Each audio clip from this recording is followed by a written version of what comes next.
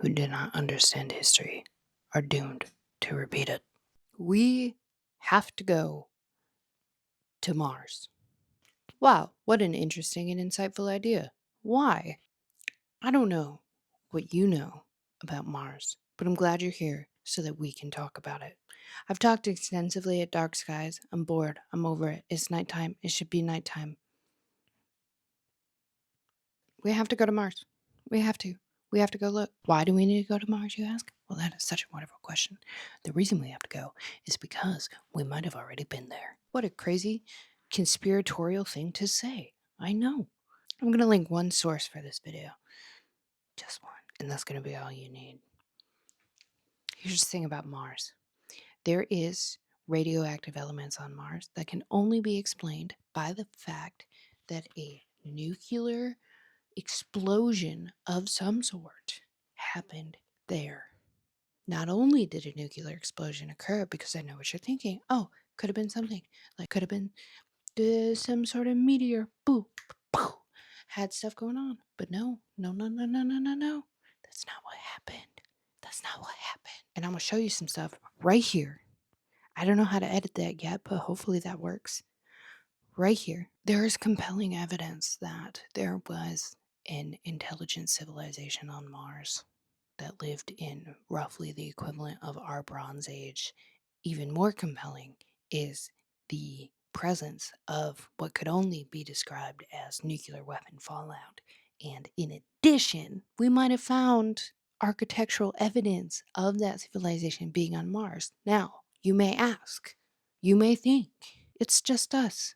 We are one in an infinite universe, and we are so fancy and special, and we are the exception to the chaos of the cosmos. Well, mediocrity theory would tell you otherwise. See, the theory of mediocrity is that we are inherently mediocre in the sense that if you get all of the mess and jumble of ingredients together that we have here within the solar system and also the universe, that inevitably some humanoid-esque sort of thing is going to develop. We're not that special. That's just the way that it works. Mars, a little bit smaller, cooled down a little bit faster, allowed for life to start to develop, intelligence to start to develop a little bit before Earth did.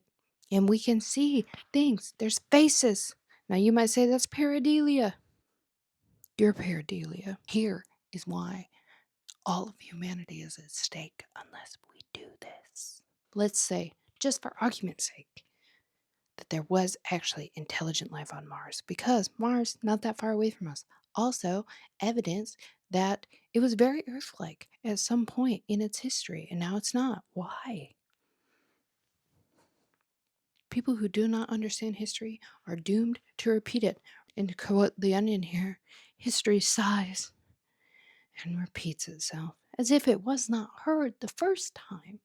We need to go to Mars to make sure that the things that we're seeing are actual architectural remnants of a past civilization or just rocks. And why is that important?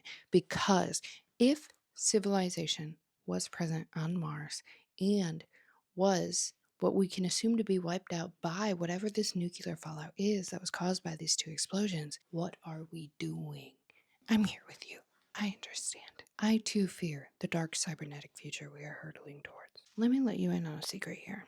You know the main objective for having a nuclear arsenal, as far as the United States is concerned? It's to deter other countries from using their nuclear weapons. That's it. It's just a standoff. What are we doing? Eventually, someone's going to use those. And what could the fallout possibly be? What if the answer was already on Mars? What if? We have to go. We have to know. We have to fund a mission to Mars. And no matter how much money it takes, it doesn't matter. Because why? Why? Because no matter how much money we could possibly spend on that mission to confirm or deny a civilization wiped out by nuclear weapons, that will be infinitely cheaper than trying to recover from our own nuclear disaster.